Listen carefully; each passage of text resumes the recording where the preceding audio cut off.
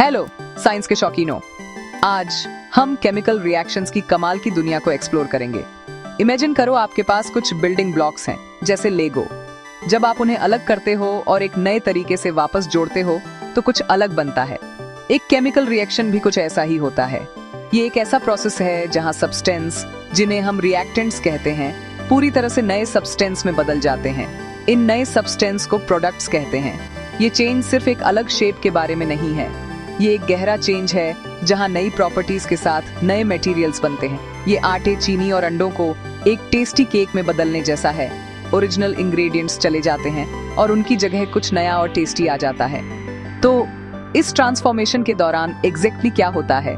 Substance बनाने वाले छोटे पार्टिकल्स, जिन्हें एटम्स कहते हैं, रीअरेंज हो जाते हैं। एक केमिकल रिएक्शन में इन एटम्स को रिएक्टेंट्स में एक साथ रखने वाले बॉन्ड्स टूट जाते हैं। फिर एटम्स खुद को रीअरेंज करके नए बॉन्ड्स बनाते हैं, जिससे प्रोडक्ट्स बनते हैं। इसे एक डांस की तरह सोचो। डांसर्स मतलब एटम्स कुछ पार्टनर्स या बॉन्ड्स के साथ शुरुआत करते हैं। म्यूजिक शुरू होता है और वे सब नए पेयर्स बनाने के लिए पार्टनर्स बदल लेते हैं। डांसर्स खुद नहीं बदलते, लेकिन उनकी ग्रुपिंग बदल जाती है।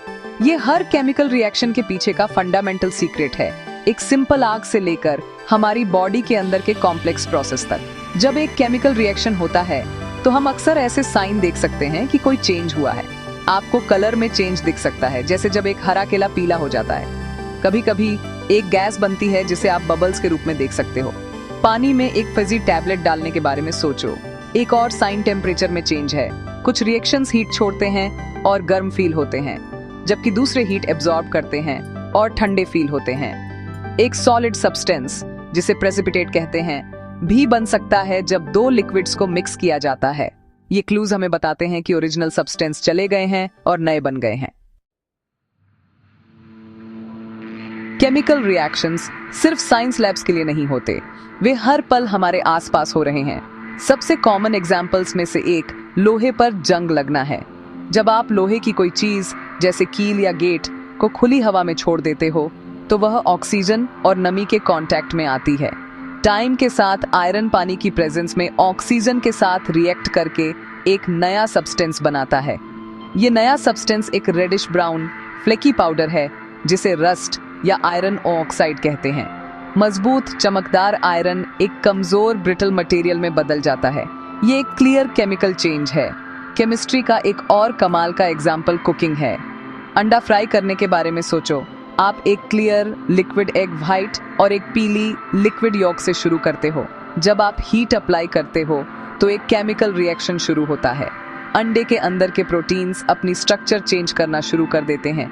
इस प्रोसेस को डीनेचुरेशन कहते हैं। वे अनफोल्ड होते हैं और नए तरीकों से एक साथ लिंक हो जाते हैं। ये लिक्विड अंडे को एक सॉलिड व्हाइट सब्सटेंस में बदल देता है। कलर, टेक्सचर और यहाँ तक कि टेस्ट भी पूरी तरह से चेंज हो जाता है। आप पके हुए अंडे को वापस कच्चे अंडे में नहीं बदल सकते, जो दिखाता है कि एक परमानेंट केमिकल चेंज हुआ है। आइए देखें कि इन एग्जांपल्स में क्या चेंज हुआ। रस्टिंग रिएक्शन से पहले हमारे पास मजबूत ग्रे आयरन Fe था। रिएक्शन के बाद हमारे पास एक कमजोर रेडिश ब्राउन पाउडर है, जो रस्ट या आयरन ऑक्साइड Fe2O3 है। प्रॉपर्टीज पूरी तरह से डिफरेंट हैं। अंडे को कुक करने के मामले में रिएक्शन से पहले हमारे पास स्पेसिफिक प्रोटीन्स से बना एक लिक्विड सब्सटेंस था। हीट अप्लाई करने के बाद हमारे पास एक डिफरेंट स्ट्रक्चर और प्रॉपर्टीज वाला सॉलिड है। ओरिजिनल सब्सटेंस चले गए हैं, उनकी जगह कुछ नया आ गया है। ये हमारी एवरीडे वर्ल्ड में एक केमिकल रिएक्शन का एसेंस है। डाइजेशन एक और परफेक्ट एग्जाम्पल है। जब आप खाना खाते हो तो आपकी बॉडी इसे तोड़ने के लिए एंजाइम्स नामक केमिकल्स का यूज करती है। लार्ज फूड मॉलिक्यूल्स जैसे कार्बोहाइड्रेट्स और प्रोटीन्स आपकी बॉडी के लिए सीधे यूज करने के लिए बहुत बड़े होते हैं। तो आपके पेट और इंटेस्टाइन्स में केमिकल रिएक्शंस उन्हें ग्लूकोज और अमीनो एसिड जैसे छोटे सिंपल मॉलिक्यूल्स में तोड़ देते हैं। ये नए छोटे मॉलिक्यूल्स फिर आपके ब्लड स्ट्रीम में एब्जॉर्ब हो सकते हैं और एनर्जी के लिए यूज हो सकते हैं। ये पूरा प्रोसेस कॉम्प्लेक्स लेकिन एसेंशियल केमिकल रिएक्शंस की एक सीरीज है, जो हमें जिंदा और एनर्जेटिक रखती है। अब जब हम समझ गए हैं कि केमिकल रिएक्शंस क्या होते हैं, तो साइंटिस्ट्स उनके बारे में कैसे लिखते हैं, हर बार आयरन और ऑक्सीजन रिएक्ट करके आयरन ऑक्साइड बनाते हैं। लिखना बहुत लंबा होगा, तो साइंटिस्ट्स एक स्पेशल शॉर्टहैंड यूज करते हैं जिसे केमिकल इक्वेशन कहते हैं। एक केमिकल इक्वेशन एक केमिकल रिएक्शन के लिए एक रेसिपी की तरह है। यह सिंबल्स और फॉर्मूलाज का यूज करता है ताकि रिएक्टेंट्स, इंग्रेडिएंट्स और प्रोडक्ट्स या फिनिश्ड डिश को दिखाया जा सके। यह मेथड छोटी, क्लियर है और दुनिया भर के साइंटिस्ट्स द्वारा समझी जाती है, चाहे वे कोई भी लैंग्वेज बोलते हों। यह केमिस्ट्री के लिए एक यूनिवर्सल लैंग्वेज है। एक केमिकल इक्वेशन का एक सिंपल स्ट्रक्चर होता है। लेफ्ट साइड पर हम रिएक्टेंट्स को लिस्ट करते हैं, राइट साइड पर हम प्रोडक्ट्स को लिस्ट करते हैं। बीच में एक एरो होता है जो रिएक्टेंट्स से प्रोडक्ट्स की ओर पॉइंट करता है। इस एरो का मतलब रिएक्ट्स टू फॉर्म या यील्ड्स होता है।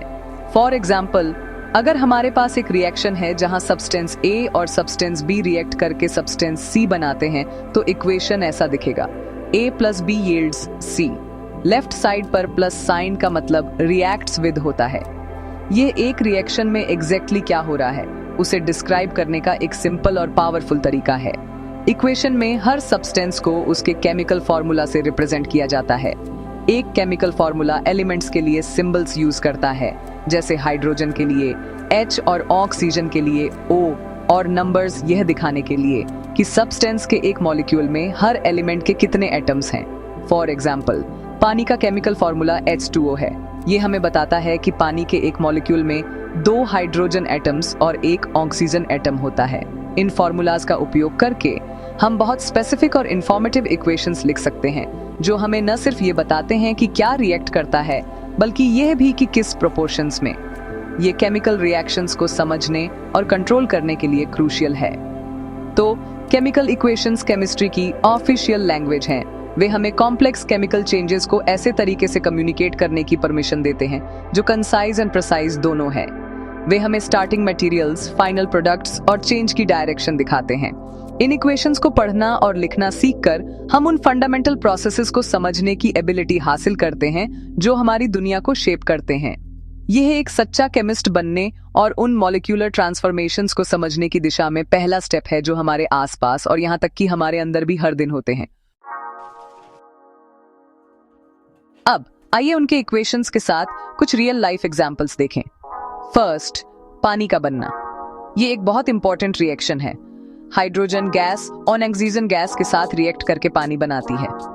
ये रिएक्शन बहुत सारी एनर्जी रिलीज करता है। केमिकल इक्वेशन है 2H2 plus O2 yields 2H2O। यहाँ H2 एक हाइड्रोजन मॉलिक्यूल को रिप्रेजेंट करता है और O2 एक ऑक्सीजन मॉलिक्यूल को। प्रोडक्ट H2O पानी है। सामने के नंबर्स यानी 2 कोएफिशिएंट्स कहलाते हैं और वे यह एंश्योर करते हैं कि इक्वेशन बैलेंस्ड है, मतलब दोनों साइड पर हर एलिमेंट के एटम्स की सेम नंबर है। एक और सिंपल और इम्पोर्टेंट रिएक्शन तब होता है जब हम सांस छोड़ते हैं। हमारी बॉडीज कार्बन डाइऑक्साइड को वेस्ट प्रोडक्ट के रूप में प्रोड्यूस करती हैं। हम लाइम वाटर का यूज करके कार्बन डाइऑक्साइड का टेस्ट कर सकते हैं, जो कैल्शियम हाइड्रोक्साइड का एक सॉल्यूशन है। जब कार्बन डाइऑक्साइड गैस को लाइम वाटर से पास किया जाता है तो वह मिल्की या क्लाउडी हो जाता है। ऐसा इसलिए होता है क्योंकि कैल्शियम कार्बोनेट नामक एक नया सॉलिड सब्सटेंस बनता है। इस रिएक्शन का इक्वेशन है CaOH2 plus CO2 yields CaCO3 plus H2O। यहाँ कैल्शियम हाइड्रोक्साइड और कार्बन डाइऑक्साइड रिएक्टेंट्स हैं और वे कैल्शियम कार्बोनेट, मिल्की सॉलिड और पानी बनाते हैं। तो स्टूडेंट्स के लिए केमिकल रिएक्शंस को स्टडी करना क्यों इम्पोर्टेंट है? इन प्रोसेसेस को समझना ऑलमोस्ट हर साइंस के लिए फंडामेंटल है। ये हमें अपने आसपास की दुनिया को समझने में हेल्प करता है। क्यों खाना पकता है, क्यों मेटल में जंग लगती है, कैसे बैटरीज